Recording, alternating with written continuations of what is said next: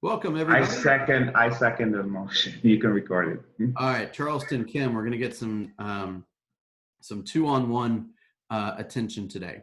I appreciate you appreciate you making this a part of your day. Okay, the plan is the GPS. Okay, so we can't stick to the plan if we don't know what the plan is. I always kind of find it interesting when people talk about these, 30, 40, 50 page business plans. When somebody tells me that, what my first assumption is that they don't understand this idea that clarity is power, and the most complex of a plan you have, the harder it is to pull it off, and the more simple of a plan you have, the easier it is to pull off, right? We know, for example, by really understanding simply the four models that we discussed yesterday, right? The economic model that says I need X number of appointments in order to hit my financial goals. Then I'm going to need to generate some business in order to get those appointments. Then I'm going to have to make sure my money is appropriately invested or spent. And then fourthly, I'm going to have to examine who's going to have to do all the tasks that have to get done in order to operate this business, right? So I'll give you an example. Those models are really applicable to any business. So let's just say we own a sandwich shop. Okay, how many sandwiches do I have to sell in order to have the margins that my family needs to live? Okay, so it's going to require me doing some calculations, right? Now, I need to sell 400,000 sandwiches this year in order to make that happen. Great. How many, where am I going to find the people that are likely going to buy these sandwiches, right? So that's going to be, what's my marketing campaign locally? What's my social media campaign locally? Am I offering any print ads? Do I have any giveaways? Am I offering any promotions, right? What other businesses am I getting into business with that can help me grow, right? That's, again, applicable to, do you have a relationship with a roofer or a flooring person or a landscape person or a home warranty person? Are there any other people that are helping you grow your business, or is it all on your back, right? And then finally, you say, thirdly, you say budget. Okay, so I need to make sure that I know exactly if if somebody wants a double meat on their sandwich, I need to know how to charge for that. Because if I don't charge properly for it, then I'm miscalculating the amount of subs I got to sell in order to get my profit, right? I also then need to go to so I'm going to practice ratios and formulas on how many pieces of cheese do I have to order? How many pieces of lettuce do I have to buy? And these kind of things, right? And also you got to look to who are your suppliers. Am I getting enough of the food, and am I getting it at the right pace so it doesn't go stale, and all these kind of things, right? So we're running a business. You got to think about this as a business. It's very detailed. And then lastly, it's the organizational model. So in order to sell 400 subs, I got to have somebody at the front making them. I got to have somebody at the back ringing them up. I got to have two people in the back prepping all the bread and the meat and all that. I got to have somebody out front clearing all the tables. You see what I'm saying? So we got to really, really have the mindset of a business owner here. Okay. Because again, if you treat it like a hobby, it'll pay you like a hobby. If you don't do jack, it ain't going to pay you jack. That's correct. Right? That's correct. Treating it like a hobby is like one step closer to doing what you're supposed to do. Sometimes there's several agents that don't treat it like a hobby even. Yes, agreed. So, to bring this back to real estate, hang on. All right, to bring this back to real estate is we have to really understand what it takes to get a, right? If you read the Forward to Shift, they did an analysis over historically speaking that says that you generally have, and I'm not going to tell you these numbers are accurate. I'm just going to tell you what they found. Okay, this was written 12 years ago. Okay, they found that in order to one closing, you had to have 24 contacts. Okay. When Gene Rivers, who owned a team in Tallahassee, Florida in 2008, in the middle of the bus, They ran their report and found that they needed 34 contacts in order to have a close. Okay. So what does that tell you? Your efforts are going to have to increase to get those same results that you are attending, that you're used to getting, right? Here's another person. They went from were tracking effort and trying to figure out how many showings would they have to go on in order to get a contract. This woman's team started off with 10 showings for one contract. Then as the market shifted, it went to 17 showings for one contract, and it went to 43. So the extra effort that this person had to put out in order to get that same contract was 33 more listing or 33 more showings. That's an effort of 330% increase. Okay, another team, they had to add another 10 contacts every day in order to stay on track. All of this, by the way, presupposes that you're tracking. Right. Right? When the market reinvents itself, you must reinvent yourself. Right? So I say all of that to say the tracking is critical and the activity is critical. Okay. Now, let's go back to the GPS for a moment. Okay. The GPS is your one-page business plan. It is basically telling you the 15 things you need to focus on in order to hit the financial goals that you have. So Sadea, do you have a GPS? Can't hear you.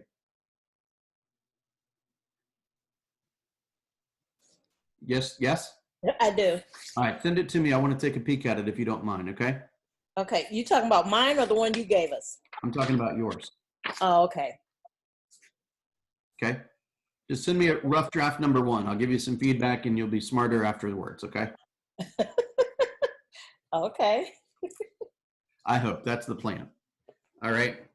So we're going to take our GPSs, right? And the GPSs need to have metrics on them, right? So don't say I want to add people to my database. Say I want to add 20 people to my database this week or whatever it is, okay? Because then we're going to transfer that into the 411. Ultimately, what we're trying to figure out is how do we win the day? How do we know we've worked? Okay. Okay. And we're going to constantly evaluate this. And that's why I'm asking you to report your numbers to me, because I'm looking for trends, right? So for example, let's say Kim has to talk to, let's say Kim has to talk to 40 people in order to book an appointment, but Charleston only has to talk to 15 in order to book an appointment. Do you think there's something that Charleston could teach Kim and probably the other people in our group? Yes. Now, what if Kim has 40 people to book an appointment, but every single time she books an appointment, she secures the listing? But half the time Charleston presents, he gets a listing. Do you think Kim could share some tips with Charleston and the rest of the group that would help? Yes. I agree. So Yes, I won't sir. be able to pick up on those things unless I see the numbers. Right. Make sense? Yes. Okay. So as I mentioned before, I think particularly for people that are in y'all's situation in terms of the age of your business, if you will, right, where you are in terms of the growth of your business, you should be spending roughly half of your time in your database, growing it, getting more data, and the other half learning. Okay. Mm-hmm. So learning might be, I will spend an hour in Command today. Great. What hour is it going to be? Is it going to be from 11 to 12, 12 to 1, 1 to 2, 12:30 to 1:30? Is it going to be at midnight? I don't care where it is, but it needs to be on your calendar or it ain't going to happen. Okay. If you say to yourself, I have to work out every day. Okay. How long do you need to work out? 1 hour, 20 minutes, 15 minutes, 3 minutes? Put it in the calendar. If it doesn't go in the calendar, it ain't going to happen. Okay. Right. That one-page business plan is going to then transfer to a one-page 411, which is going to show me what you have to do every day or every week in order to hit all the goals that you claim are important to you. Okay. If you tell me you make 100 grand a year, that's awesome. It can certainly be done, but it's only going to get done if you stay on track with the activities that are necessary in order to generate that type of business. Does that make sense? Yes. Yep. Okay.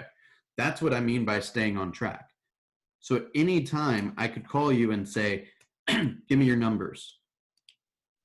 And then that will tell me right away the health of your organization. And that also, by the way, will tell me whether you're on track to attain the goals you want to attain. Correct. Right? Or it will tell me you're off base. Right. So I spoke to an agent who's not at our company 2 or 3 days ago, and she told me she wanted to sell 44 houses in 1 year, this year. And I said, okay, well, how many have you sold so far? And she said 2. And I said, well, how many do you have pending right now? And she said, none. And I said, okay.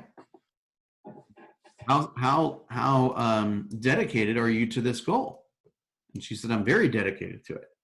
I said, okay, so we just have to adjust our plan, because it's very likely that you will end the month of April with 2 closings because you got nothing pending right now, right? So that Right. means 8 months to sell 42 houses. Now, do you think there's any real estate agents out there that can sell 42 houses in 8 months? There's a few. Anyone else have any thoughts on that? I think it probably is. I think There's a few. Yeah. I think people can do it, especially those people that have help and are like on teams. absolutely. So now she just needs a different plan. And the moment she gets her plan and she gets accountability around it and has a coach and has people around it that care about that goal, she hopefully will do the activities she needs to do in order to hit that goal. And if she doesn't, what do you think the likelihood of her hitting that goal is? 0. Pretty much 0. Now, what happens if in order to hit that goal, the only way that her daughter, let's say, I'm making this part up, but the only way her daughter is going to go to college debt-free is to sell those 44 houses. Right. Who else depends on that goal? Right. Her daughter. Right. And who else depends on that goal? Probably your daughter's kids, because it ain't going to be long before she has a family, hopefully. Or let me rephrase that, if that's important to her, and she's going to drag around that college debt for the rest of her freaking life. Right. That's right. That's right. So that's going to impact her family forever. That's going to have an impact on her capacity to, when she buys a home, when she makes investments, right? How quickly she can start investing in other real estate, building wealth, etc. Right. And all this woman's got to do is go make some phone calls, for crying out loud. Guys, we get to work in the air conditioning. We're not digging ditches. We don't sweat at all. Yeah, I know. It's pretty nice. Right? Right. Now it's commonplace to work from home. Yeah. See what I'm saying? Yes.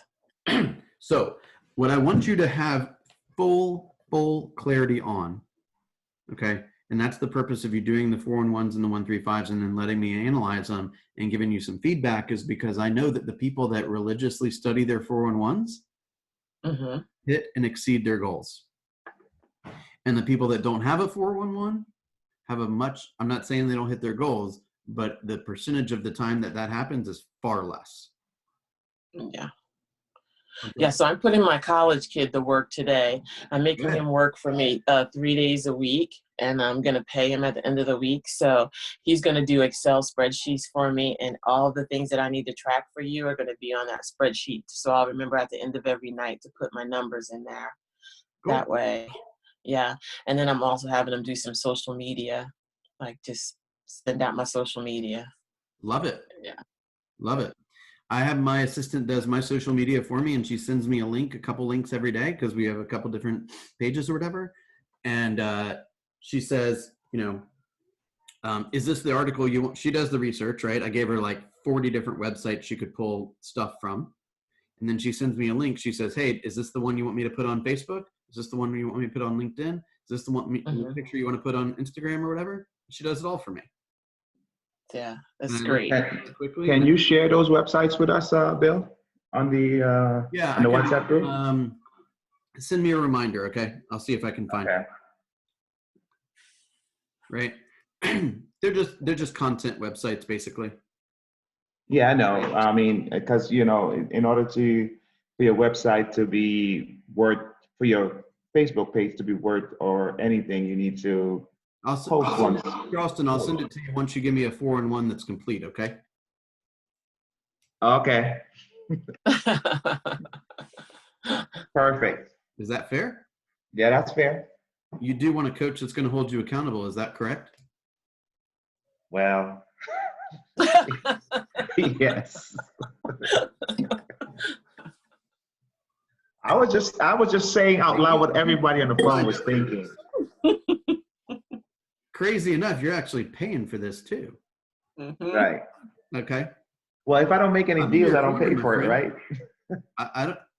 I ain't got room in my basement for you, so I'm in your corner. Yeah. Okay. Enough jokes. Tell me a little bit about what are we struggling with right now with respect to your daily activities? I can start first. Go ahead. I just need to make some more calls. I did make a few the other day, but not enough. How many did you make? About 20 something. That's how many dials, or that's how many people you spoke to? I spoke to only 3 people. Okay. Oh, okay. What were the results of those conversations? One guy was a realtor, and he, even though it was for sale by owner, he wasn't really interested in doing the having a real listed with a real estate. He said he was a realtor, which was weird because I don't know why he wouldn't list it with a real estate agency. And then that I could go on a long diatribe about that. What company is he with? I don't remember. I wrote it down someplace, but I don't have the paper in front of me. The other person was just, they basically said that they weren't interested in working with realtors at this time. Okay. So I have them in my list to call back at some point. All right, let's role play that for a second. So Charleston, I'm not, or you do it with me. When they said I'm not interested in working with a realtor, what did you do? Hang up? No, I said, would I be able to call you back at a time when you would be able to, and he said yes. I mean, I said, would I be able to call you back in a month or so? And he said yes. Okay. Can I give you some coaching on that? Sure. Okay, month's way too long. Okay. Way too long. Okay. I would say, look, this is a pretty chaotic environment, and even the real estate agents that are, work full time and have supportive brokerages and all this stuff are, trying to adjust to how they market properties and stuff. I'm just curious, how are you adjusting? Right. Or you say, hey, I understand what it's like to work to try to market and sell a property. Let me ask you, what is the thing you're struggling with the most? Be human. They're struggling. Okay. Yeah. And you can ask them things like, are you currently living in this property? I did ask that. One of them were living in the property. Okay. Did you ask them if the home sold, where would you move to? No.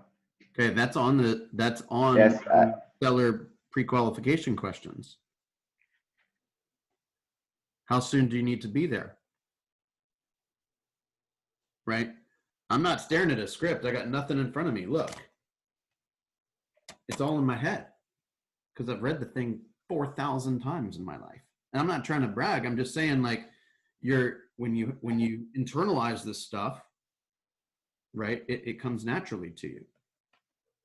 Right. Mm-hmm. So I don't know if I have. I'm pretty sure I have that in the PC folder, but the seller sheet. You mean? So this is the seller. The seller sheet. The seller. I don't remember what it's called. I have it. It's essentially the here. Let me look really fast. I'm pretty sure it's in there. I think Yeah, it's it's there. the seller intake form. Intake form, yes. That was the one I sent you the email about, Marty, WhatsApp about last week, and you uploaded it. Yeah. So the seller intake form, you might want to have in front of you. Both of them you might want to have in front of you, because you never know when you're going to get an opportunity to ask these questions. And by the way, if that's an investment property, right, or meaning they don't live in the home, they are paying for more than one roof, essentially. Hmm. I mean, that's costing them a lot of money, right? So, Yeah. for example, I have an empty house that I'm trying to sell in Sandy Springs right now that my family owns, right? So, I mean, it cost me all in. It cost me about $85 a day. Actually, it's if you include utilities and all that, it's a little bit more, right? So my family's eating $90 every freaking day. Okay. And only, let's say, 15 of that is going to pay off the mortgage, the balance of the mortgage, right? So say, oh my gosh, your home is vacant. You're living elsewhere. How many more months would you be willing to sell your home before you hired a professional realtor to do it? You know, how much money could you afford? How long could you afford to have this home vacant? Look, and you're going to get some people that are like, I told you I don't want to talk to a realtor. So, oh, I'm sorry. I'm just asking you some questions because I work with a lot of buyers and sellers. I might be able to help you. If you don't want any help, that's fine. Have a nice life. But you'll find some people that when you ask these questions, they're going to answer you. And they may break down. Oh my gosh, if I don't get a buyer in the next 30 days, I'm going to lose this home. Or that's going to mean I can't pay for the home I live in. Or my wife's going to divorce me. Or my kids are going to starve. Or whatever. I mean, the vast majority of Americans live paycheck to paycheck. Like, this is not a good time for people. Right. Are you trying to say something today? Say that again. It looked like Sadea was trying to say something. I'll unmute you. Did you have something to say? I can't hear you. Yeah, we can't hear you. Hmm. She's still muted though. I know. Gail, she's still mute. Anyone have any thoughts or questions on what I just said?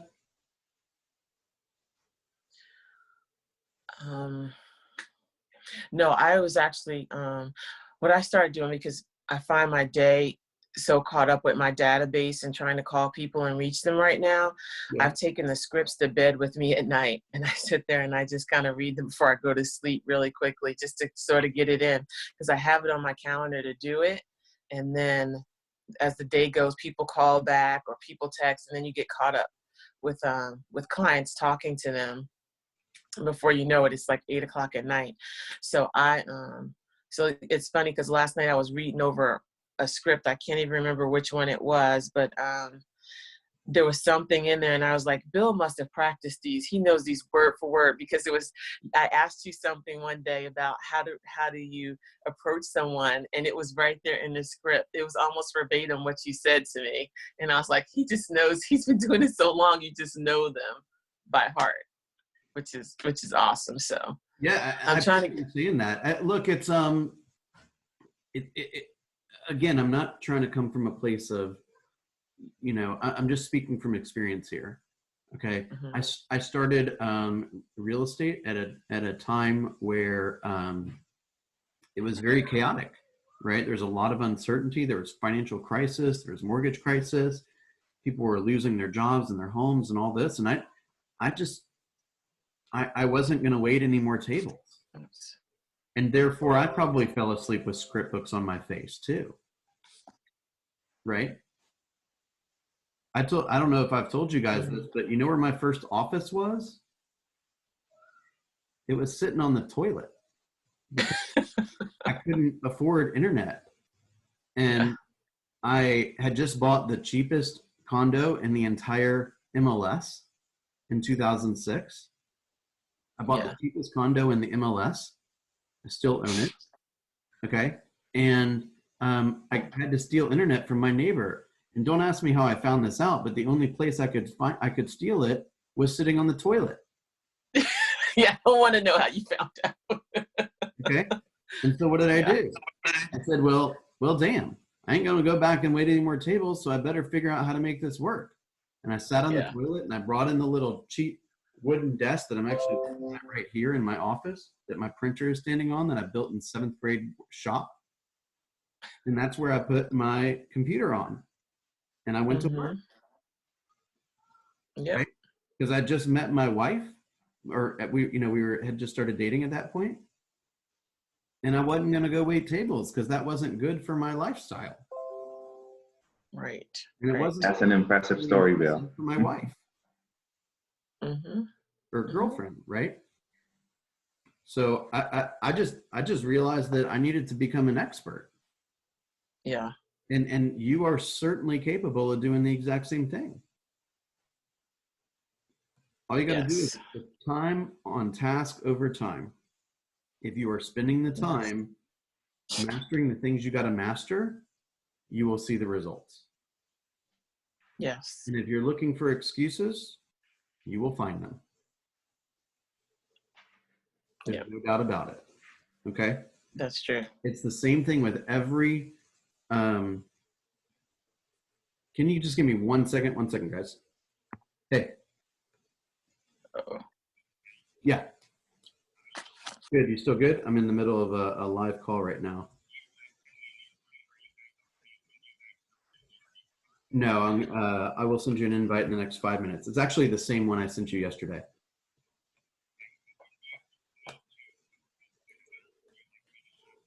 Anywhere between, let's say, 1 and 1:30.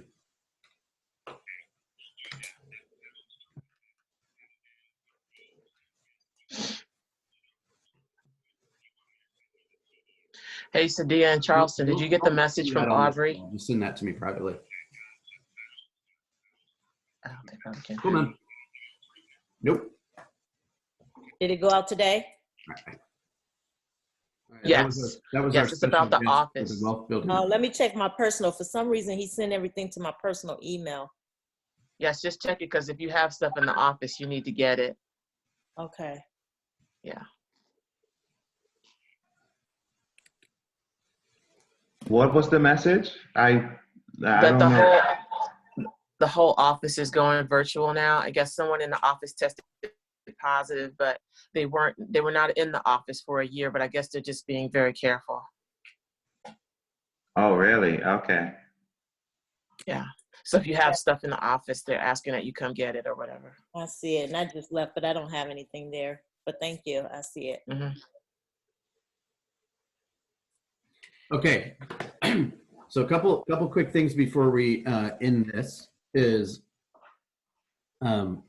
that's the whole point of a plan, is because when you have a plan and you know what things have got to get done in order for that plan to materialize, and you're staring at it every single day and you're practicing, then it's top of mind. I mean, guys, when I said to myself, when Mo Anderson called me a family cheater, I left that building and I was pissed.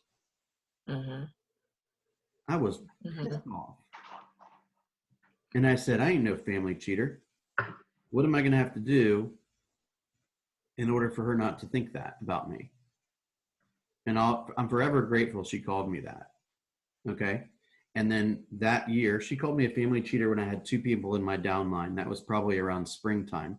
At the end of that year, I sent her an email. I said, I'm at 17.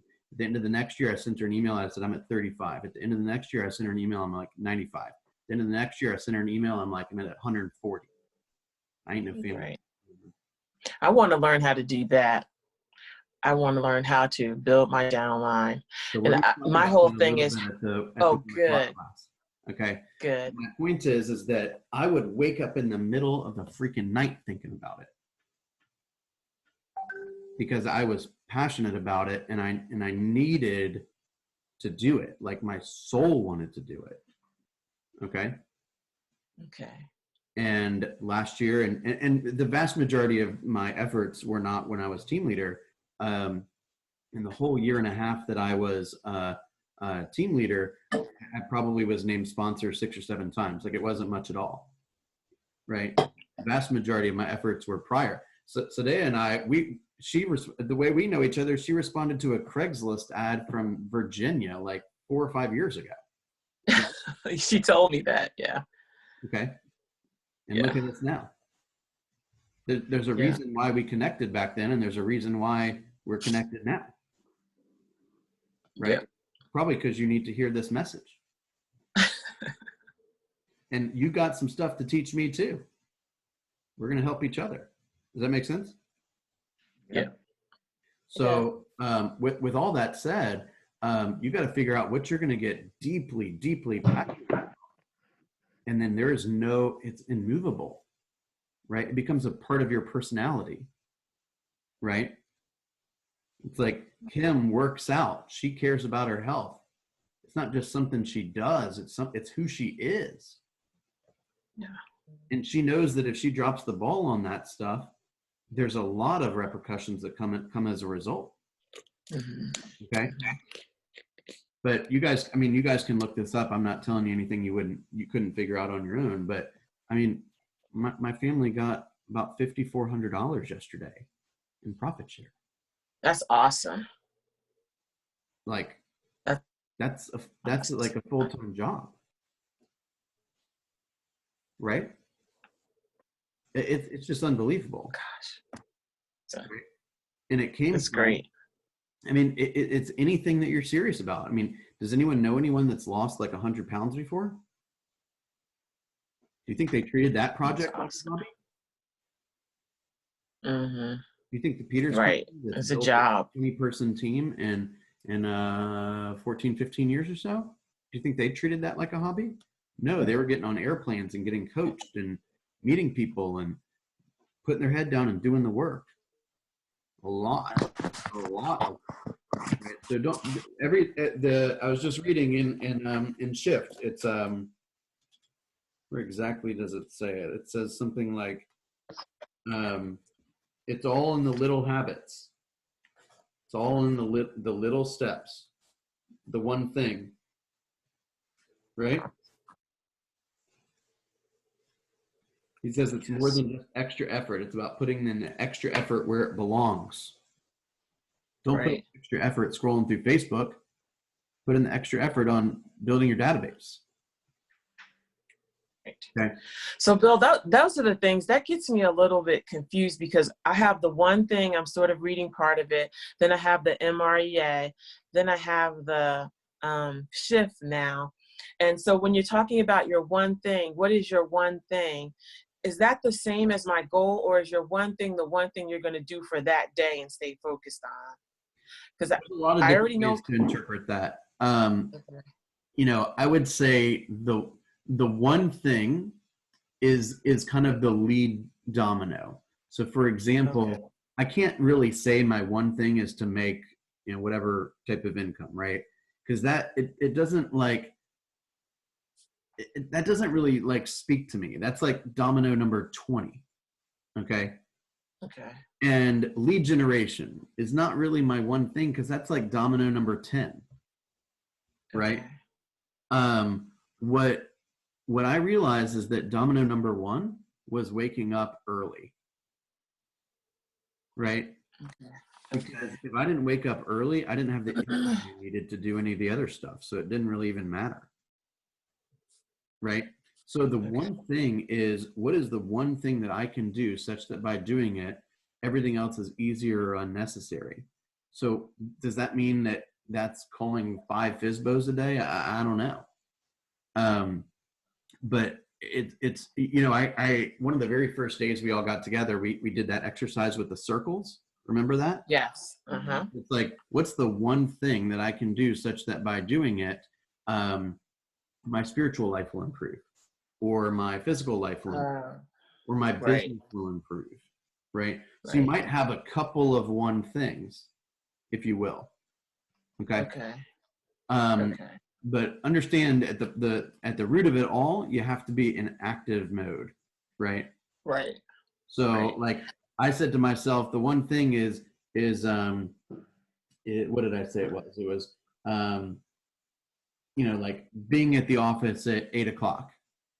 Okay. And then I tried that and I was like, I don't have the energy to be at the office at 8 o'clock. Okay. So how in the hell is this going to happen? I said, well, okay, I'll wake up early. And then I woke up early and I sat around and I didn't do anything. And I wondered why I was up early. And I was like, okay, well, maybe I need to go to the gym. So I bought a membership that I still own that I hadn't been in a long time.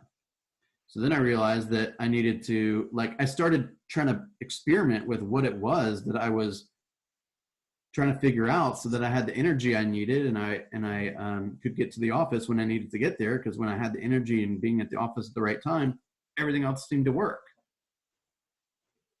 But if I got to the office at 8:30, I was in rush mode. If I got to the office at 8 and then I didn't go to the gym or exercise prior, I didn't have the energy to do anything anyway. Does that make sense? Yes. Okay. I'm going to end this and then use the same link to pop back in. Okay. Yes.